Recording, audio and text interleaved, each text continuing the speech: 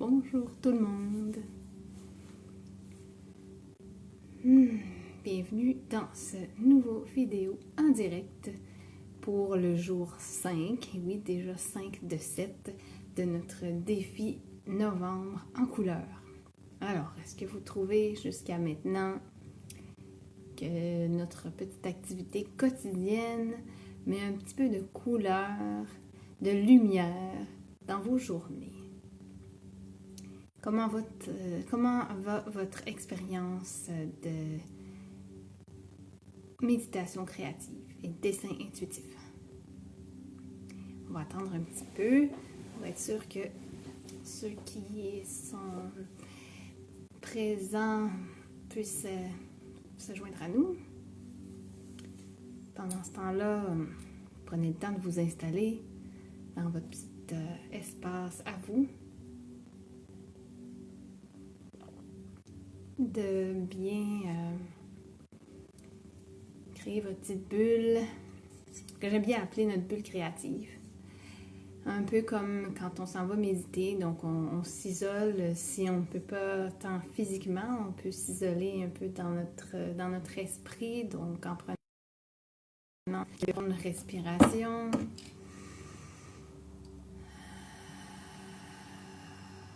Juste pour se rappeler de revenir dans le moment présent. Parce que là, c'est notre petit moment à nous. Alors, on peut se mettre une musique zen, quelque chose de bien relax, sans parole idéalement, sans trop de surprises. Donc, on s'installe tranquillement, on prépare nos crayons, nos feutres, notre petit cahier pour le défi ou notre feuille qui nous tombe sous la main. Ceci, si on est encore au bureau, pourquoi pas, c'est notre pause du midi ou si vous êtes en Europe pour le soir et on va dessiner ensemble. Vous pouvez vous préparer votre petite boisson chaude préférée puisque c'est le mois de novembre. On regarde par la fenêtre, c'est gris, en tout cas je ne sais pas pour vous, mais ici dans le coin de Montréal, c'est très sombre.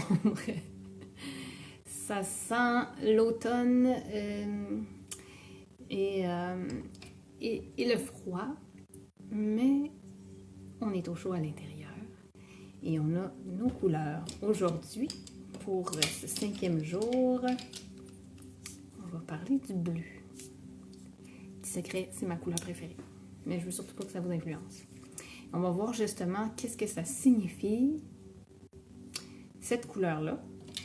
Donc, comme pour la structure des autres vidéos de notre défi, on va commencer par démystifier une pensée que j'ai souvent entendue dans le cadre de mes ateliers où est-ce qu'on fait de la création de mandala à partir de la feuille blanche, ou on a vu aussi que ça pouvait être une feuille déjà de couleur, mais on va tracer notre propre mandala.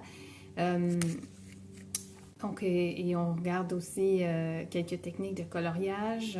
Aujourd'hui, on va voir donc la pensée qu'on va développer, disons, aujourd'hui, ou sur laquelle on va philosopher, c'est prendre son temps, ou plutôt, oui, mais je n'ai pas le temps.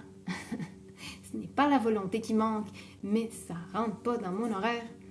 Parce que dessiner, comme toute autre activité, ça prend du temps. Ouais, c'est un bon prémisse. Alors, si vous avez quelques commentaires là-dessus, allez-y, écrivez-nous dans la vidéo.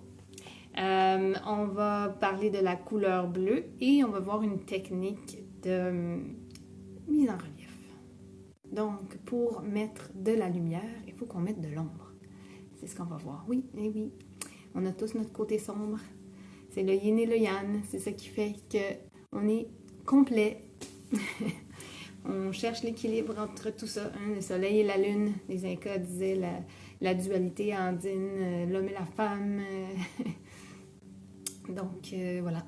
L'ombre et la lumière. On ne pouvait pas passer à côté. Si vous voulez bien, on va commencer. Merci d'être là, déjà. Et surtout, n'hésitez pas à m'encourager en mettant des petits pouces vers le haut ou des j'aime ou en mettant des commentaires pour que je sache comment est-ce que vous vivez cette expérience-là. Prendre le temps. Est-ce que on n'a pas le temps ou est-ce qu'on ne prend pas le temps? Ouais, j'aime bien me reprendre quand je dis non, j'ai pas eu le temps, en reformulant et en disant ouais, non, j'ai pas pris le temps parce que j'ai choisi de faire autre chose. Ou j'ai pas eu le choix, il y a des urgences des fois, il est arrivé d'autres choses. J'aime bien dire qu'on a toujours le choix, mais des fois c'est moins évident, disons, hein, quand on est dans la réaction. Cette petite pause créative-là, est-ce qu'on a le temps de la mettre à notre horaire? OK? Ça se peut que vous ayez souhaité être en direct avec moi, mais finalement, vous regardez cette vidéo par après parce que c'est juste impossible de trouver cette demi-heure-là à ce moment-là de la journée. Mais si on se réserve un petit moment pour soi, comment je peux dire ça? Ce petit moment qu'on se réserve pour soi. Et là, ça n'a pas besoin d'être 4 heures de temps. Hein? Ça peut, comme là, on fait 30 minutes. Hein? Ça peut être 20 minutes. L'important, c'est de se le réserver. Et comme pour tout le reste, ce qu'on peut faire, c'est se le mettre à l'horaire, l'intégrer dans une routine. C'est ce qu'on essaie de faire aussi avec ce défi-là. L'intégrer dans une routine de bien-être. Ça peut être le soir, on fait notre routine du coucher, on met nos crèmes, on se brosse les dents, on se met en pyjama, hop, on s'installe pour dessiner. Ça peut être le midi avec moi je suis dans le thé, mais il y en a c'est du café ou son chocolat chaud, pourquoi pas, en disant, ou pendant la pause de l'après-midi, en se disant, bon, ben tant qu'à prendre ce 20 minutes de pause-là avec Facebook, je vais le prendre avec mon papier crayon et avec moi-même. Ça peut être ça. Ça peut être aussi... C'est sûr que ça demande de s'isoler. S'isoler, c'est pas forcément négatif. Hein? L'automne nous invite à ça, regarder la nature, les animaux qui hibernent, les arbres aussi qui se mettent en mode pause, c'est ça. L'automne, ça nous invite à faire ça, à retourner vers nous-mêmes et à changer le rythme. Ou, par exemple, en été, on court partout, on a l'horaire super chargé. Surtout au Québec, où est-ce que le climat est très marqué, les saisons sont très marquées, et si on veut vraiment profiter de certaines activités, c'est là. Parce qu'après, on fait d'autres activités, mais celles qui se passent à l'extérieur vont être très différentes. C'est plus propice aussi à l'improvisation, tandis qu'en hiver, il faut plus s'organiser. Ça prend plus de temps juste pour se préparer à sortir, peu importe l'activité qu'on souhaite faire.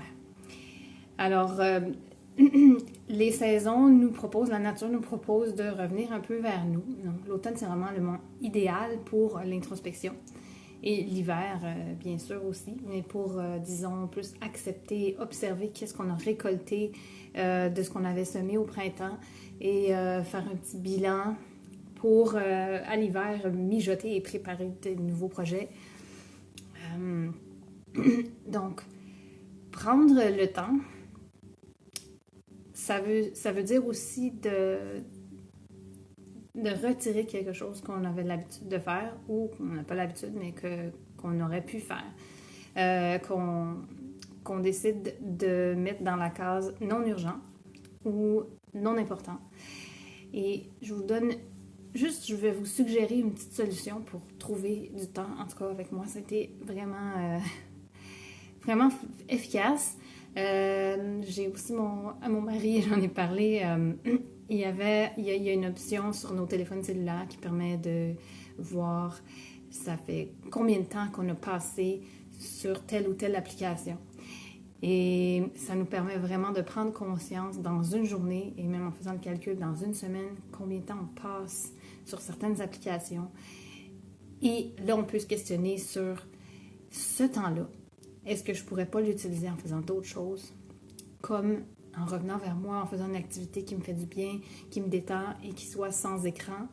Parce que là, on est devant écran quand on partage, quand on s'inspire peut-être aussi, mais après, on peut l'éteindre l'écran puis s'installer avec nous-mêmes ou juste regarder l'écran pour prendre quelques idées et ensuite prendre en note et pouf, se pratiquer sans écran avec notre papier crayon. Et ça repose les yeux, mais ça repose aussi l'esprit. Et ça permet de faire le point un petit peu en même temps sur comment on se sent, comment a été notre journée ou notre matinée, ou tout dépendant, notre nuit, dépendant à quel moment on choisit de l'intégrer dans notre routine. Et encore là, si on saute une journée, le but, c'est pas de se mettre de la pression, de « non, j'ai pas fait aujourd'hui », puis de se taper dessus. Hein, on a vu dans les derniers jours aussi qu'on est très sévère avec nous-mêmes quand on se juge. Donc l'objectif, c'est plutôt d'être flexible. Hein? C'est comme ça dans la vie aussi. Hein? Donc on s'adapte, on improvise et on sait qu'il y a des fois où ça ne sera pas possible. C'est bien correct, comme on dit chez nous. Alors, je ne sais pas quelles seraient vos réflexions sur ce sujet-là, qu'est-ce que vous en pensez. Mais de mon côté, prendre conscience que le 20 minutes que je mettais sur certaines applications ou le 30 minutes que je prenais à faire du montage vidéo pour mettre sur YouTube ou sur Instagram, j'ai décidé de couper un petit peu là-dedans pour dire, OK, et de découvrir d'autres outils qui me permettent d'économiser du temps là-dessus, mais aussi de dire, est-ce que c'est vraiment nécessaire que je passe du temps sur cette application-là?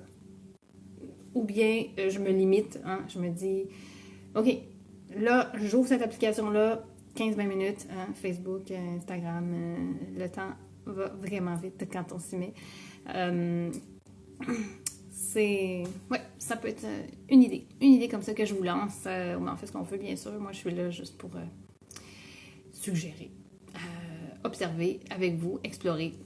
Donc, j'espère que vous allez réussir à continuer de prendre le temps. Si vous êtes là aujourd'hui, c'est que déjà, vous pouvez vous remercier vous-même de le prendre. C'est comme quand on s'installe pour méditer. De dire, wow, OK, j'ai pris cette pause-là pour moi. C'est pas toujours possible. C'est pas toujours facile, en fait, ça. Maintenant, je vais passer à la table à dessin. On va regarder où on en est. Donc, j'ai publié et je vais publier donc différentes vidéos de variantes sur ce qu'on fait ensemble, donc dans le cahier créatif. Et si vous voulez partager sur les réseaux sociaux, voilà, avec notre nom, hein, ou bien tout simplement le nom du défi. On a ici, ou plus précisément, novembre en couleur. Comme ça, on va pouvoir voir quelles sont vos versions. J'ai vraiment hâte. Vraiment hâte. OK. Oui, vous avez vu, on a le crayon à mine. Pourquoi? Tadam! C'est une des rares parties où est-ce que je m'autorise à utiliser quelque chose qui s'efface. Et vous allez voir, c'est même pas pour dessiner, pour tracer. C'est pour la mise en lumière. Donc, on va ajouter notre prochain cercle concentrique ici même. Je vous ai suggéré ces formes-là. À vous de voir comment vous allez les intégrer selon l'inspiration du moment dans votre mandala, dans votre quart de mandala qu'on a ensemble ici pour se pratiquer. Donc, je vous suggère de dessiner avec moi. Sinon, prenez le temps de bien vous installer dans un endroit calme ou peut-être avec vos écouteurs.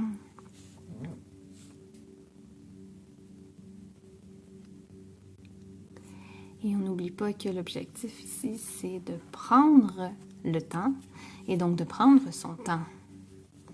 On oublie l'horloge, ne vous inquiétez pas, c'est ma job pour l'instant.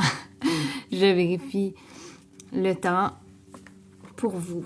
Alors, surtout, on reste dans l'ici et maintenant. Et si vous sentez ou si vous constatez que votre esprit est parti vagabonder, c'est pas grave. Ça arrive tout le temps, on est humain. Il suffit de déjà s'en rendre compte, pardon, c'est un gros morceau. Félicitations. Et on revient ici. On prend une bonne respiration. Et on continue de répéter et répéter des formes et des lignes.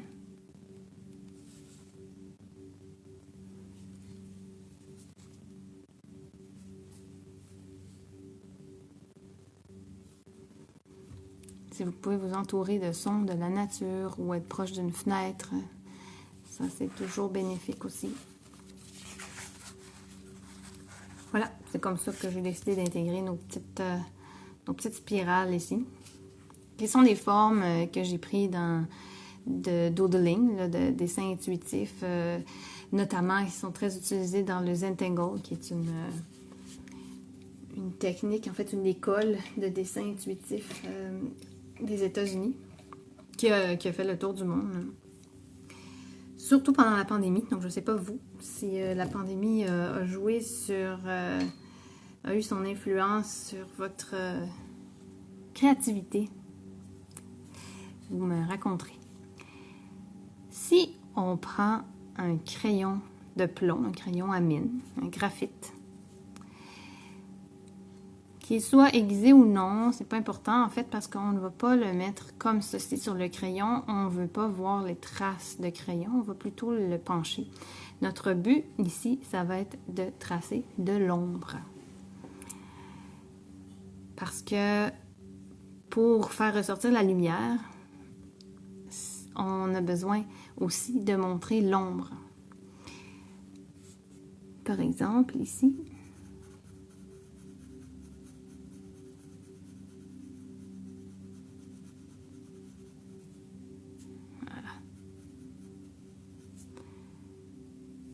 je pourrais aussi prendre un crayon noir et aller plus foncé. Mais là, l'objectif du graphite, c'est que il va s'estomper. Je vous avais montré un peu plus tôt cet outil qui s'appelle le tortillon. Ça ici qui est un outil, c'est du papier en fait bien enroulé. Et ça permet d'estomper les pigments. On peut l'utiliser avec différents médiums, mais avec le graphite, c'est juste trop facile. Ça dépend aussi beaucoup de notre papier, d'accord? Si vous n'avez pas cet outil, si j'en ai des plus gros, okay, quand on est moins dans le détail. Donc, si vous n'avez pas cet outil à la maison, c'est pas grave, il y a quelque chose qu'on a toujours en main, littéralement, qui peut faire le travail, ceci. Okay. C'est sûr qu'encore là, selon le papier, ça va plus ou moins s'étaler. Sinon, vous avez sûrement ça quelque part dans la salle de bain. Alors, vous voyez, je l'ai déjà utilisé, c'est pour ça, pas pour mes oreilles, pour le graphite. Donc ça, c'est quelque chose qui peut nous dépanner, qui peut nous servir. Encore là, c'est sûr que si on est dans un dessin très petit, très précis, à ce moment-là, on va peut-être plus apprécier le tortillon.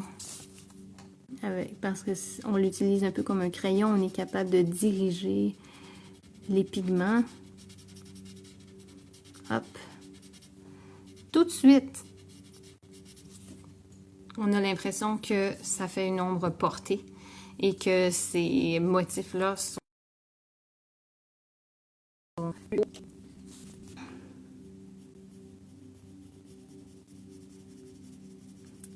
par-dessus.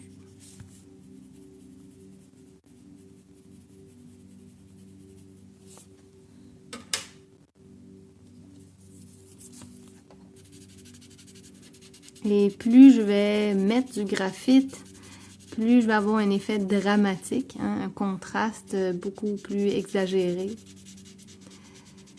selon comment j'appuie sur la mine.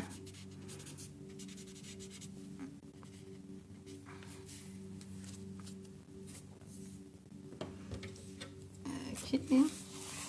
n'oubliez pas que tourner la feuille est une stratégie très importante. Vous pouvez vous pratiquer évidemment sur la page de la journée d'aujourd'hui.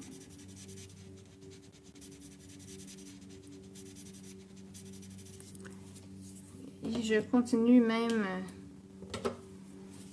dans cette section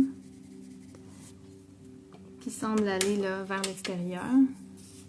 Ouh là là, il pleut ici. Il s'est mis à pleuvoir. Ça va être beau pour aller prendre notre marche quotidienne. C'est plus facile quand il y a de la neige, croyons-le ou non.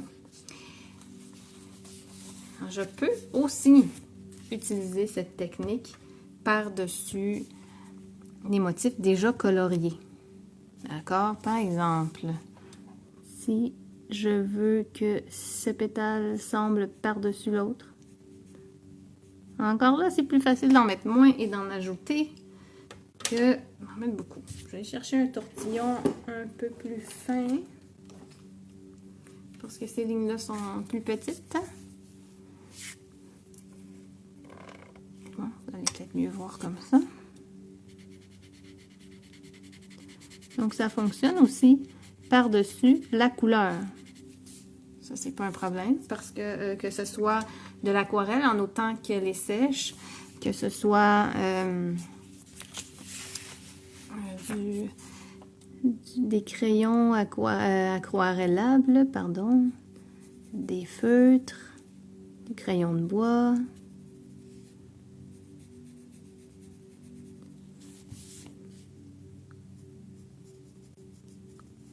Bon, celle-là, elle est par-dessus ici aussi. Voilà.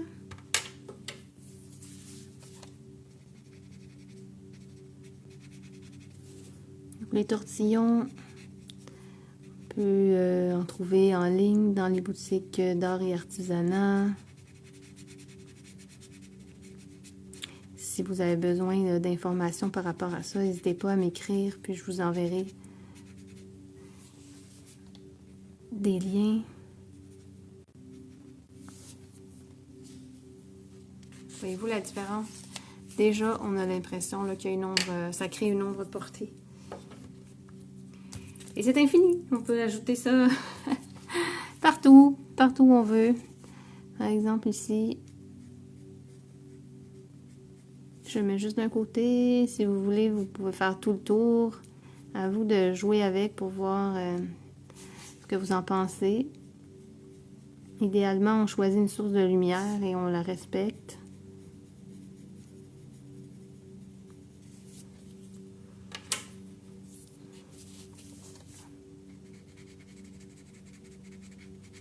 Voyez-vous, par-dessus le feutre, en autant qu'il est sec, ça se mélange très bien. Et là, j'ai un simple papier d'impression, là.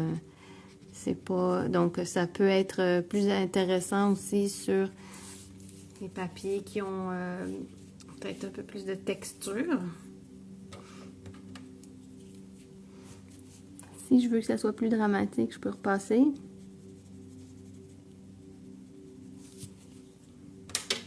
Et avec celui-là, oui, on peut toujours effacer après.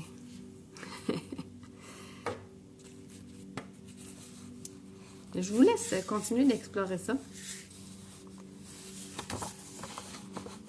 De voir où est-ce que vous pouvez en mettre. Vous pouvez en ajouter un peu de relief. Pendant ce temps-là, je vais vous parler de la couleur bleue. Et je vous laisserai, disons, en activité de devoir. Ça peut être aussi pendant qu'on se parle, que je vous parle. En fait, d'aller remplir cet espace-là avec du bleu. Et on se revoit demain avec la section bleue complète. On a évidemment différents tons de bleu. Donc, ça peut être de jouer avec les bleus plus clairs, plus foncés. Là, le bleu dont je vais vous parler, c'est le bleu qui correspond au chakra de la gorge, donc le 5e chakra. qui peut nous aider à interpréter, donc donner certaines significations au choix des couleurs dans nos mandalas. Quand on a tendance à aller naturellement vers ces couleurs-là, c'est pourquoi. Qu'est-ce que ça peut signifier? Évidemment, c'est seulement, encore là, des suggestions. Et dans ce cas-là, c'est plus un bleu clair. Un peu plus comme celui-là. Que je vous laisse ici pour vous inspirer. Alors, cette couleur-là, en fait,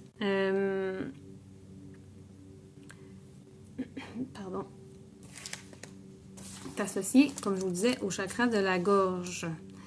Alors, autrement dit, à la communication. Ça arrive probablement souvent que on choisisse le bleu quand on a quelque chose à communiquer ou que les enseignants penchent vers le bleu, par exemple. Ce type de bleu-là, plus le bleu ciel, évidemment, pas toujours le ciel de novembre, avec le bleu clair qui nous parle du chakra de la gorge. C'est souvent quand on choisit cette couleur-là, c'est qu'on est associé à l'expression, que ce soit l'expression orale, l'expression écrite. Donc, on est dans une facilité de communication et donc non seulement de l'expression, mais aussi de l'écoute. C'est ce que pourrait signifier le bleu. Donc, à travers l'art, ça peut être l'expression artistique, par exemple, par le chant ou l'écriture. Donc, on y va beaucoup avec les mots, évidemment, quand on est dans le chakra de la gorge. C'est associé à la sincérité, à la loyauté.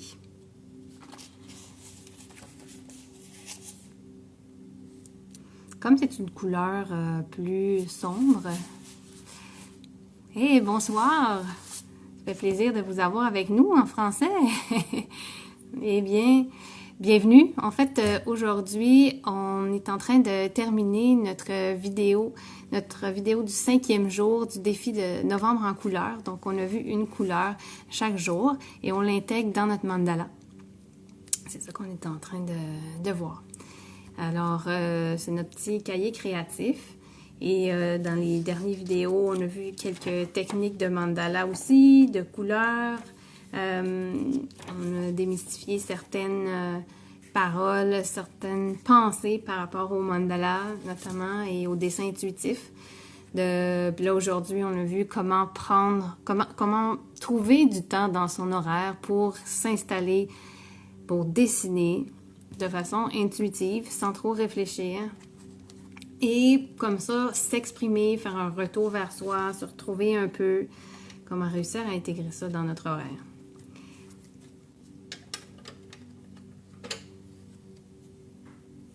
Ah, bien enchantée!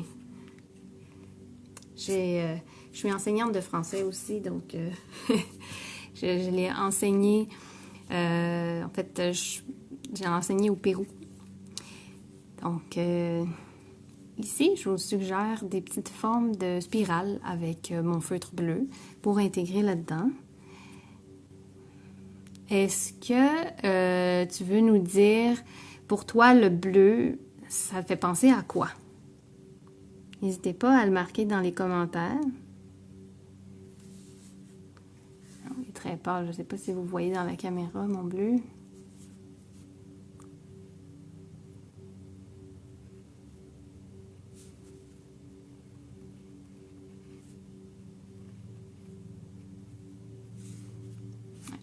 Je pense que il est un peu trop clair.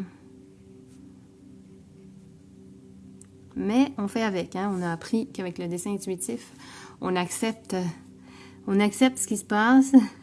Et là, devant la caméra, voilà. Je peux pas vous le cacher, hein?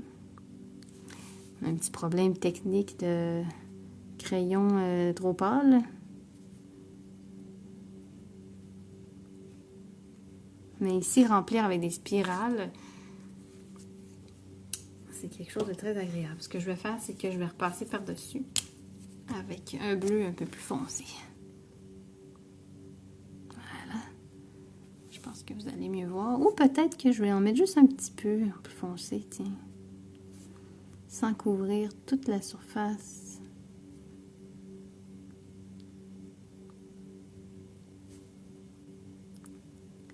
C'est ça l'idée. Avec le dessin intuitif, c'est qu'on improvise. Ça ne fonctionne pas toujours comme prévu, hein? Comme dans la vie. Ça fonctionne même très rarement comme prévu. Et ben avec ce qu'on a, ben, ça nous donne la chance de créer autre chose que ce qu'on avait en tête. Donc l'idée aussi, c'est de ne pas avoir trop d'attentes en tête, mais vraiment de rester concentré, comme on disait dans d'autres vidéos, sur le processus plutôt que sur ce que ça va donner comme résultat. Et en mélangeant le feutre et le crayon, je peux superposer et colorier.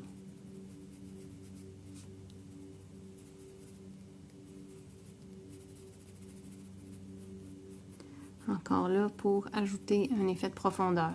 Si vous êtes sur du papier plus épais qui vous permet de faire de l'aquarelle, vous pouvez faire ça avec du crayon aquarellable. Puis ensuite diluer. Ça va me donner aussi un effet de profondeur. Alors, n'oubliez pas que vous pouvez télécharger notre cahier dans lequel on a un peu d'exercice pour se pratiquer, pour se familiariser avec le à l'aise, puis de se faire confiance que oui, vous pouvez créer quelque chose, non seulement qui vous fait du bien, mais qui vous donne satisfaction à la fin. En plus de vous faire passer un bon moment de détente, d'exprimer peut-être certaines choses dont vous n'aviez même pas conscience. D'où le terme dessin intuitif. Voilà. C'est ce qu'on va faire avec le bleu pour aujourd'hui. Est-ce que vous avez des questions? Surtout, n'hésitez pas dans les commentaires ou quoi que ce soit à nous poser vos questions. Je vais changer... Bonjour. Donc, je vais changer la vue pour revenir, vu que c'est la fin de notre petite pause créative. Donc, dans notre défi Novembre en couleurs, jour 5, vous voyez ce qu'on a créé. J'ai hâte de voir vos propres créations. On est en train d'avancer. Donc, demain, on va jouer avec une autre couleur. Aujourd'hui, c'était le bleu, plus précisément le bleu clair. Pour demain, même heure, donc midi, on va toucher la couleur indigo. On a une question, est-ce que je pourrais utiliser les crayons aquarelles dans quelques papiers? Oui, c'est vraiment super intéressant de jouer avec l'aquarelle quand on fait des mandalas. Aucun problème pour l'orthographe. En plus, en direct, rapidement, c'est pas toujours évident. Ce qui se passe, en fait, quand on commence notre mandala, on prend le temps de choisir les médiums avec lesquels on est à l'aise. Donc, c'est sûr que si ce qu'on a sous la main, c'est un post-it et un stylo, bon, ben on prend ça.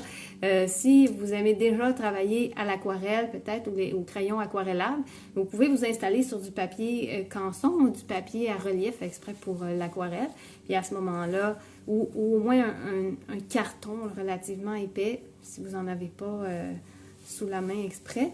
Puis là, vous pouvez soit faire le fond déjà avec des crayons aquarellables en mélangeant, en faisant une espèce de dégradé dans le fond. Puis après ça, une fois que c'est sec, bien entendu, prendre le feutre et commencer à dessiner le mandala par-dessus. Et même ensuite rajouter du crayon aquarellable dans les endroits comme on vient de faire pour mettre un peu d'ombrage ou de relief en repassant par-dessus avec les couleurs et le pinceau pour pouvoir estomper tout ça. Et donc, ça, c'est vraiment un super médium avec lequel travailler dans nos formes de mandala parce qu'en plus, ça permet vraiment le mélange des couleurs. Ici, j'utilise des crayons de bois ordinaires parce que le papier que j'avais, c'était du papier d'impression. Et puisque dans ce défi, on essaie de voir comment on peut s'installer pour créer une routine créative, essayer de l'intégrer dans notre quotidien avec le matériel qu'on a. Dans nos cours vraiment de mandala, là, on peut se préparer en allant chercher du matériel un peu plus sophistiqué. Les crayons aquarellables, moi, je trouve ça vraiment formidable. Je trouve même que, personnellement, c'est juste parce que je suis plus à l'aise avec le crayon aquarellable qu'avec l'aquarelle elle-même. Je trouve ça très difficile, l'aquarelle. Mais si vous êtes à l'aise avec l'aquarelle et les crayons aquarellables ou les crayons aquarellables, ben allez-y, attendez que ça sèche, tracez avec le feutre. Et si vous utilisez les Sharpies ou la marque, c'est ça, c'est à vous de tester certaines marques. Là, ça, c'est Micron. Il y a des feutres qui sont beaucoup plus fiables, qui vont justement pas se diluer dans l'eau. Si vous voulez, je vous écrirai là, en dessous de la vidéo les marques que j'ai testées qui sont sûres. Et si vous en avez aussi, faites-nous en part, ça va être très pratique. À savoir, selon où on est, on n'a pas toujours les mêmes marques. Stabilo aussi, je pense que c'est bon. On a Staedtler, qui vraiment ne vont pas se mélanger avec les pigments de l'aquarelle, avec l'eau. Voilà, donc j'espère que ça répond à la question. Autre chose, donc cette vidéo-là va être enregistrée. On pourra la regarder parce qu'il y a des gens qui participent au défi, mais qui ne peuvent pas toujours être là en direct. Alors, merci vraiment tout le monde d'être là. J'adore interagir avec vous. Si vous avez des commentaires ou des questions, n'hésitez pas à m'écrire. Ça va être rediffusé dans le YouTube aussi et gardé dans les vidéos Instagram. Vous êtes les bienvenus demain midi pour la suite, donc le jour 6 de notre défi de 7 jours novembre en couleur. Sur ce, merci et prenez soin de vous où que vous soyez. Profitez bien de votre journée, votre soirée, selon où vous en êtes. Merci beaucoup!